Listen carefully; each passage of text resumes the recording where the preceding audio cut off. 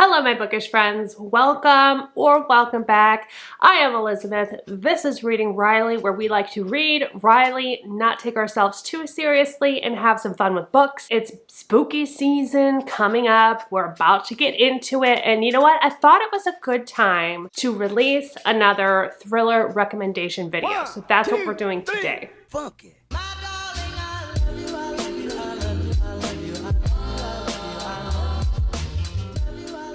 So I've made a list of some thrillers that I want to recommend to you. If you are new here, I do have another thriller recommendation video that I will pop right up here if you want to look at that as well. Those have some of my favorites, but I'm not going to repeat anything. These are going to be all thrillers that I've read since that last video that I want to recommend to you. So I've broken this up into a few categories. The first one is going to be psychological/domestic thrillers.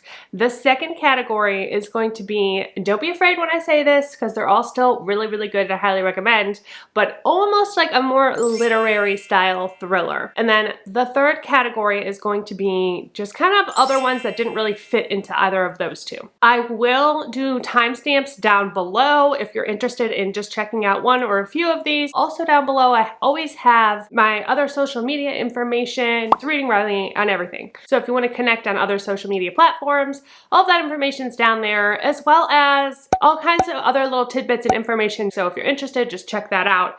And without further ado, let's go ahead and get into these books.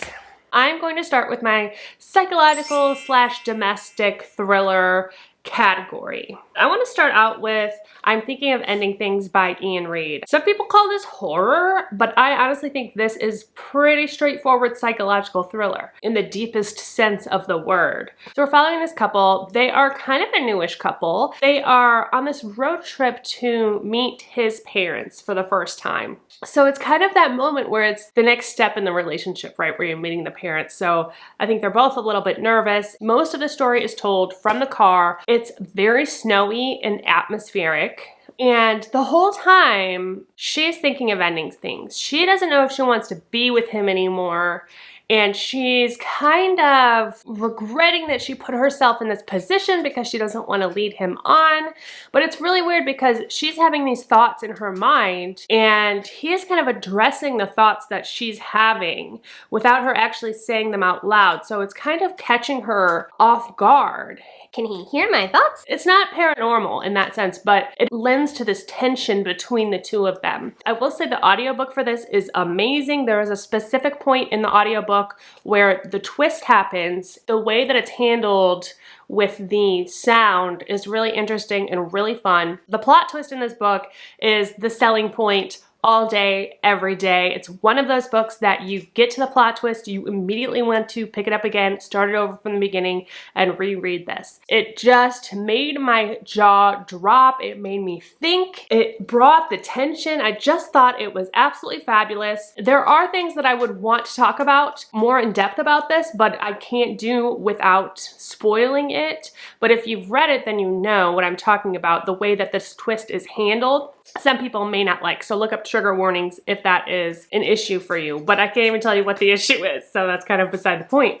Anyway, I highly recommend it. I did not like the adaptation. It was very artistic and beautiful cinematography, but it just did not slap like the book slaps. Check it out if you haven't already and you get the chance to. It is amazing. The next book I want to talk about is an oldie but goodie, and that is Verity by Colleen Hoover. This is the only Colleen Hoover I've ever read, and I really, really love it. I know she more so writes romance. This one I would consider a romance thriller. So it does have that romance aspect in it, but it is not strictly romance. In fact, it is incredibly twisty. We're following Loan Ashley, and she is kind of this washed up writer, not washed up, but she's struggling within her career, and she gets this opportunity to ghostwrite a book for this woman named Verity. Verity's been through a lot. She's been in an accident and she can no longer write or communicate or anything. So Loan gets the opportunity to finish this book that she's writing. She ends up going to her house so that she can go through Verity's office, find the notes that she's already made, try to pick up where Verity left off on this story.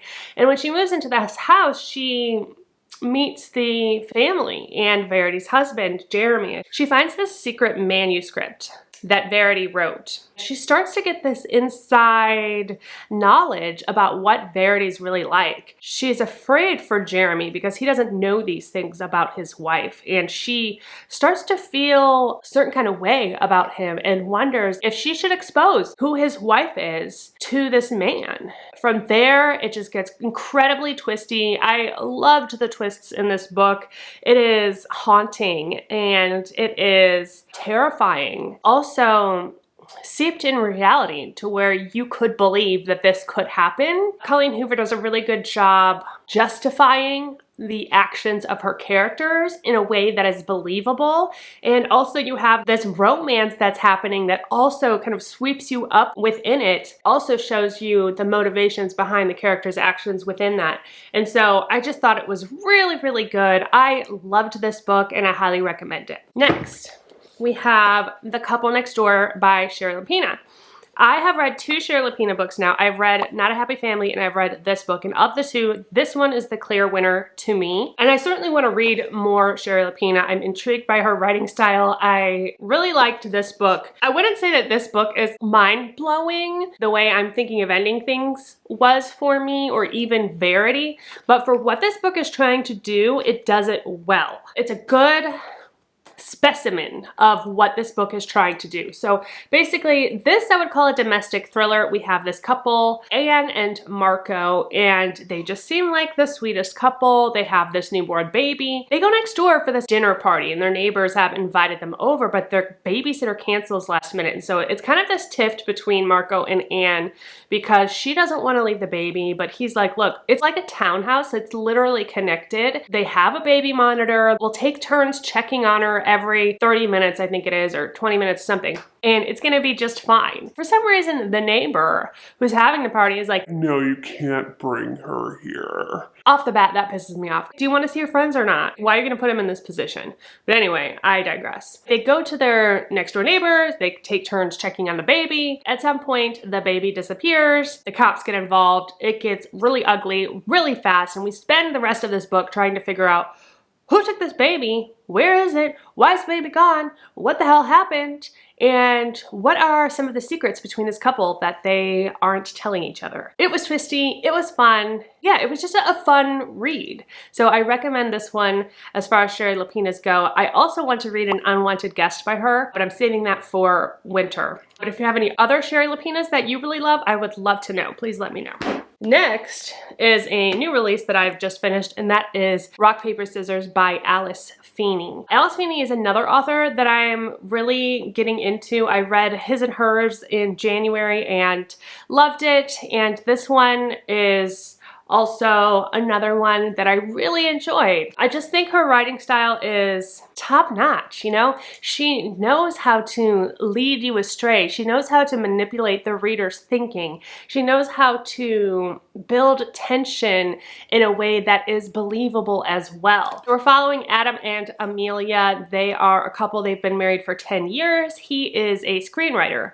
and she works for like a dog rescue kind of place. She's very supportive of him in his career. In fact, I feel like a lot of the time he actually relies on her to make moves socially because she knows who is who, she knows what's up. She kind of guides him through his career, but when he starts to blow up and actually become successful, they start to have issues within their marriage. For their 10-year anniversary, they decided to go away to Scotland to this retreat, basically. It's like an old church or something that's been renovated into an Airbnb, and this weekend is either going to make or break their relationship. Every year, she writes him a letter on their anniversary and talks about everything that happened that year, the things that are going well in their relationship and the things that maybe aren't going quite so well. And so the way this book is told is you're getting chapters with each letter from the corresponding year. So those are like your flashback chapters, and then you have chapters in current day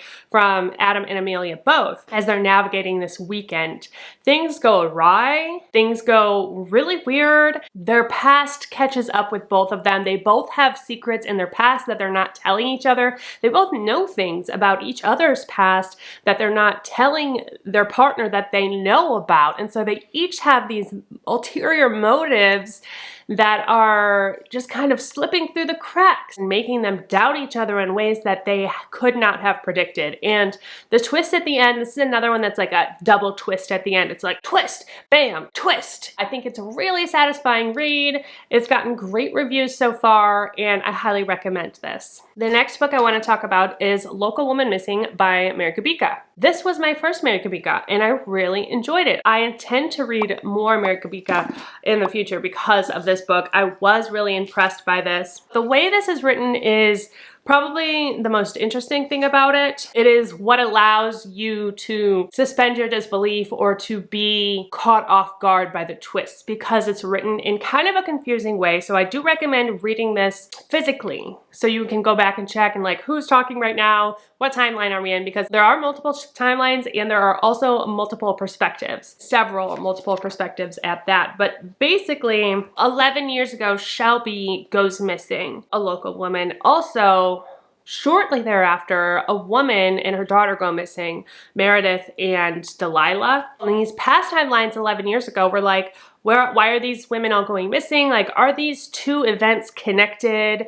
And where are they now? Why has nobody seen them? 11 years later, in present time, we're following the husband and son of the woman who went missing with her daughter. We're also following their neighbors who are close friends of the family.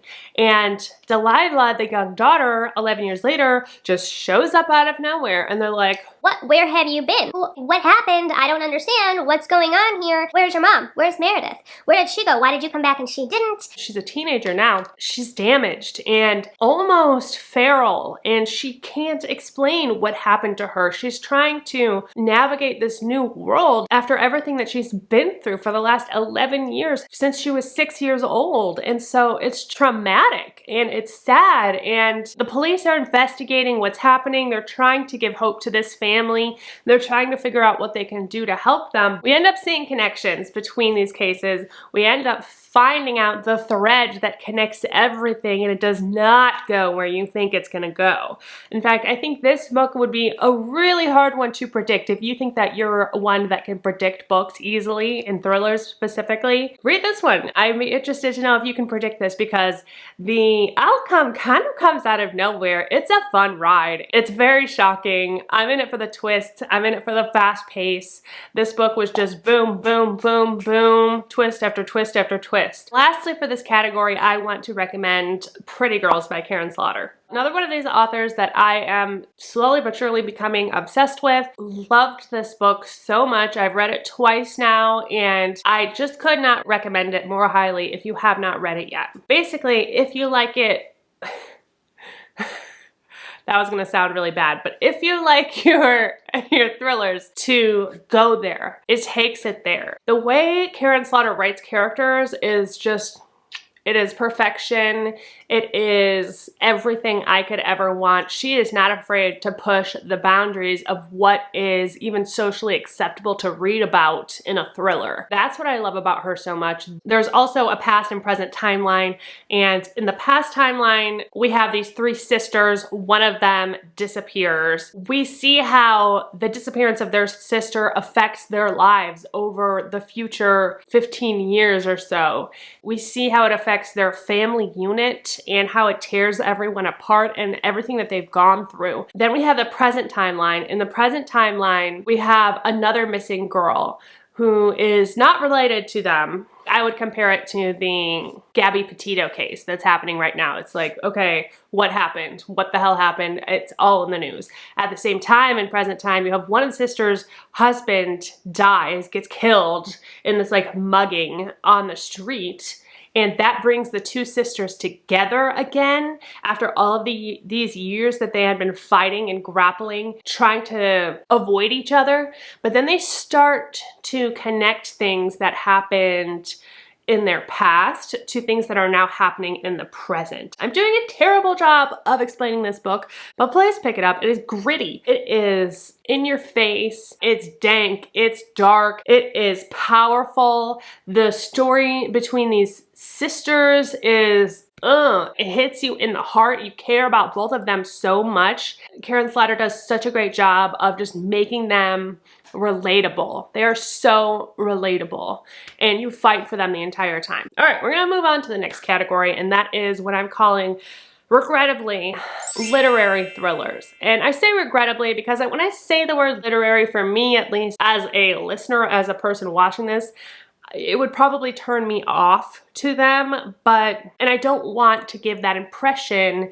that they are like these snobby type books, because they're not, but they're not exactly as fast-paced, and they're not written with in the same way that some of these other ones are that I just mentioned. First one I want to talk about is, I call this one literary because I don't know what it is. I don't know if it's a thriller, I don't know if it's a horror, I don't know. All I know is that it's got a lot to say, and it's incredibly poignant, and that is Nightbitch by Rachel Yoder. I love this book so much. It talks about feminism, it talks about motherhood. We're following this woman. Oh, her name is the mother. I forgot. At the beginning of this book, she doesn't have a name, she has a title. She is the mother of this little boy who's called the boy. It's like she's losing her identity in motherhood. She forgets what it's like when she used to be an artist and she would sell her work, and she was so determined to break the mold with her art, to change the world. And then she becomes a mother, and she just talks about how hard it is to even have space in your mind to think about art, because you have little things every single day that are calling your attention and distracting you when you're raising a child.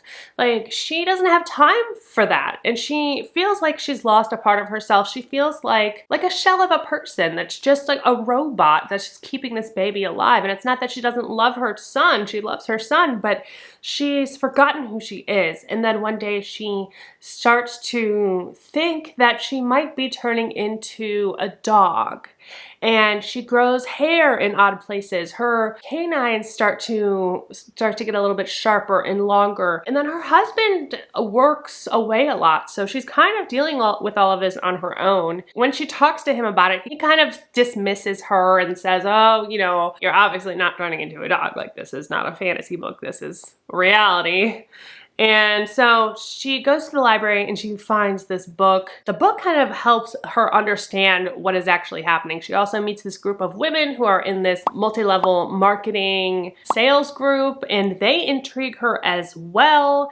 They may or may not know something about what is happening to her, and they all connect on this level. In the second part of this book, she is no longer the mother. She is Nightbitch. Oh my God, it slaps so hard. I love Nightbitch. She starts to give in to her feral urges, to everything that she feels she has been missing, and she just goes full strong ahead with it. It doesn't make sense, but it's fine. She just keeps going for it, and she changes her life. It's beautiful. It's absolutely gorgeous. Gorgeous book. It is disturbing. It's just glorious in its empowerment.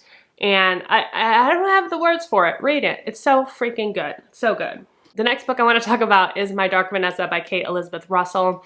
Now this one is empowering in a different way. I call this one literary because it is a little bit slower pacing, but the story is so poignant. We're following this girl in two different timelines. You have 2000 and 2017 timeline. So in 2000, we're following Vanessa. She is in high school, and she becomes entangled in this affair with her professor. She's in love. He is the love of her life. She feels so special. He's been grooming her. He is a predator. But the way it's told is from her point of view. And so you feel that romance. You feel that teenage first love magnetism. You feel that. You see it from her perspective. But at the same time, you know, this guy is a monster. It goes there. They take you to some of these scenes where it's very, very uncomfortable. Like, this is an uncomfortable read, I'm not gonna lie. But if you can handle that, it's so worth it, because then we go to 2017, 17 years later, around the time of the Me Too movement, and there are girls coming out of the woodwork to accuse this same teacher of being a predator. The point of this book and the interesting part of this story is that in 2017, she still has a relationship with him, and she still believes that he was her first love, and she does not want to admit that she is a victim. We're going through her present point of view, seeing all of these things that she's grappling with when these other women reach out to her for her support, because they all know what went down with them. They are just shocked that she won't admit that she was victimized as well. 20 years of her life have been spent with this man, so you understand why she doesn't want to admit that it was all a lie, because then what is there left? What strings can she hold on to in her life if that's gone? It's tragic, and it's poignant, and it's beautiful, and just says a lot of things that a lot of people are afraid to say. Next, in this category, we have The Other Black Woman by Zakiya Dalila Harris.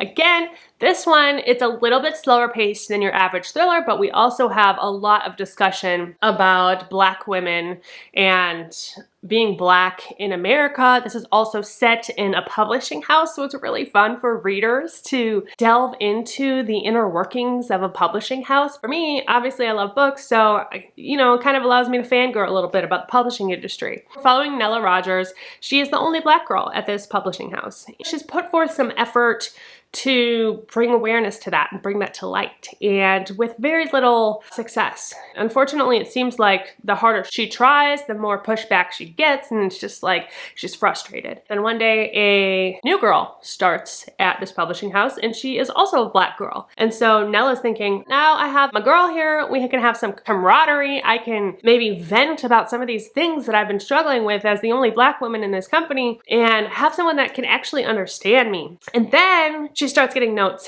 left on her desk at work that say, leave Wagner now. And you get this idea that maybe there can only be one Black girl. She doesn't know who's leaving the notes, but she has suspicions. That's only part of the story. There's a whole nother part of the story. We're getting flashbacks of other women of color in this industry who are relaying their stories, and it's interwoven into this story. The overall effect of it is really haunting, really imaginative, but also speaks to a lot of the things that actually happen in real life. And so it's terrifying in that way. I thought it was thrilling. I thought it was scary. The ending, some people don't like, but I absolutely loved this ending. So if you're going to read this, I think it's absolutely worth it. You're gonna be really confused for most of it, but it comes together in the end, and it's quite satisfying and quite effective. So if you're interested in it, stick through it and you will enjoy it, I believe. The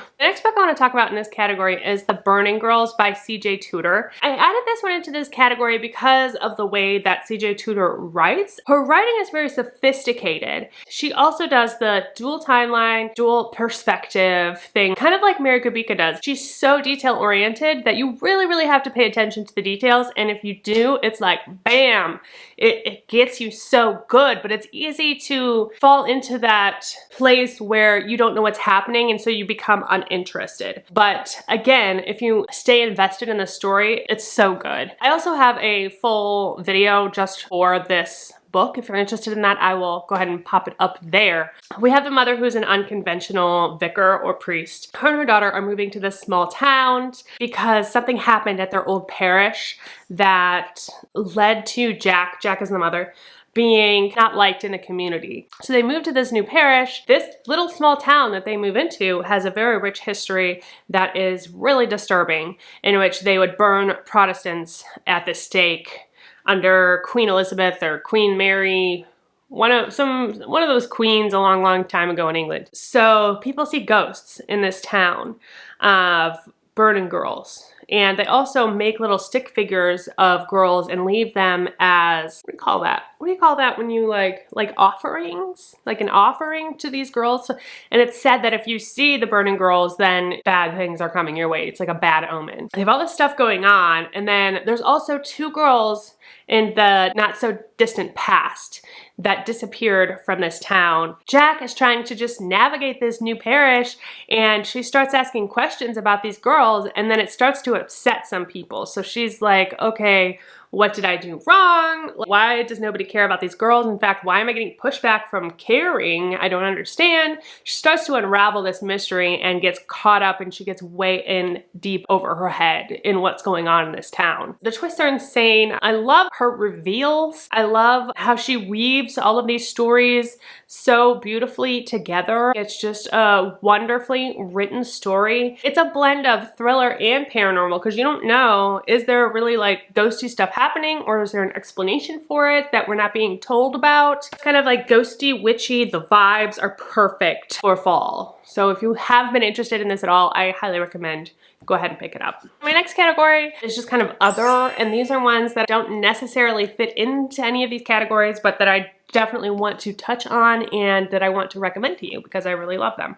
First one is going to be more of a horror book, and that's why it doesn't fit in, but I would be remiss if I did not mention it, and that is Things Have Gotten Worse Since We Last Spoke. Why do I always want to say since last we spoke? What am I, Shakespeare or something? Anyway, this is about two women who meet in a LGBTQ plus chat room in 2000. So it's very much early aughts vibes in here. The one woman is trying to sell a vintage apple peeler to pay her rent because she is Baroque.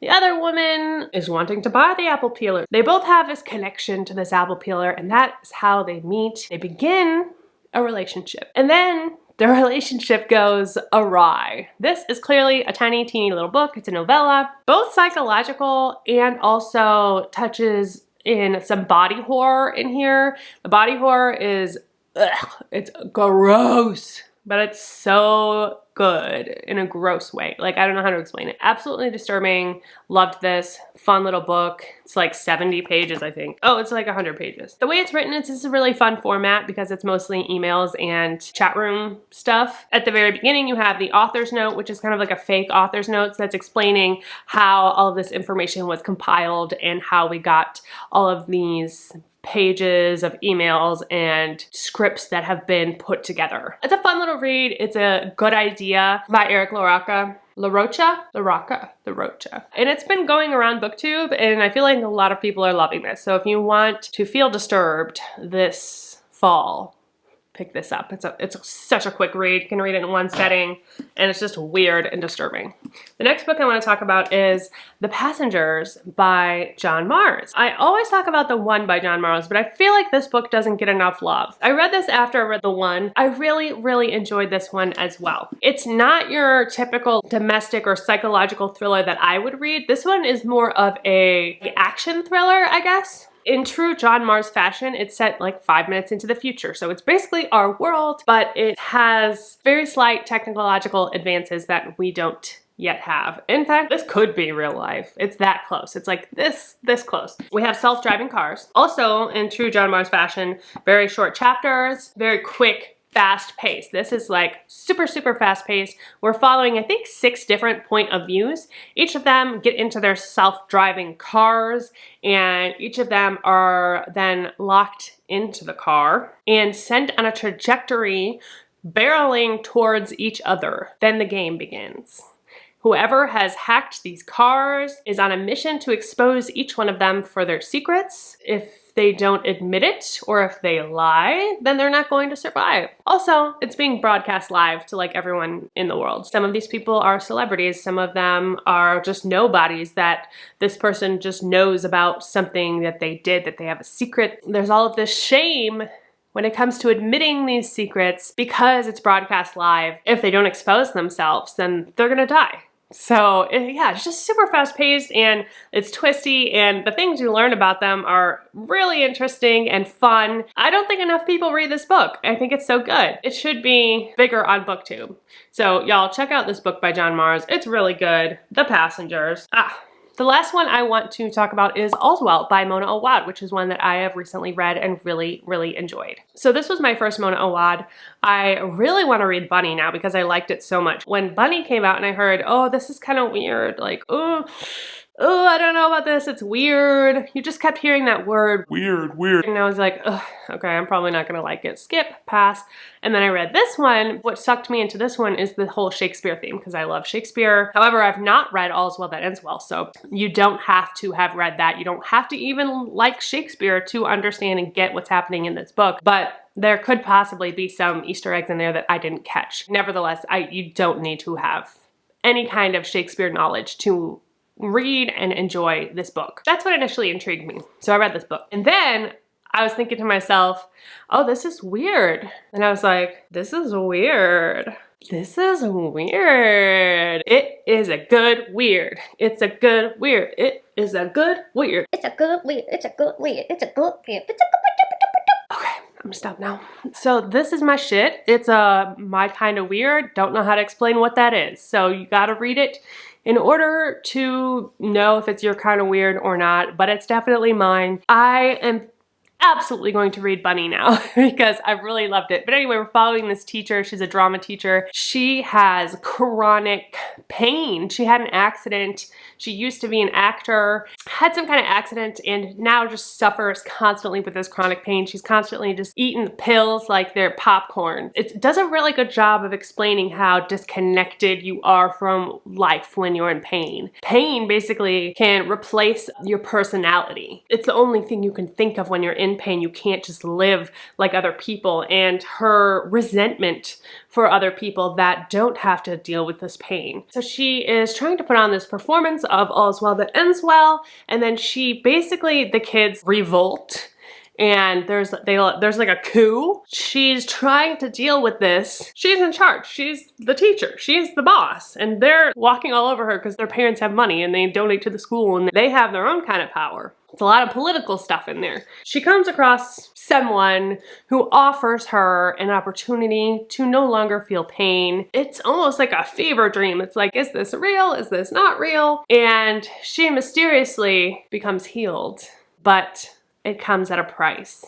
And I will leave it at that. And that's gonna be all the books I'm gonna be talking about today, you guys. Again, I'll link my other thriller recommendations video as well if you wanna check that out. If you're still with me, I appreciate you so much, as always. Don't forget to like and subscribe, it really helps me out. Until next time, don't forget that life is short, so read Riley, cheers, and goodbye.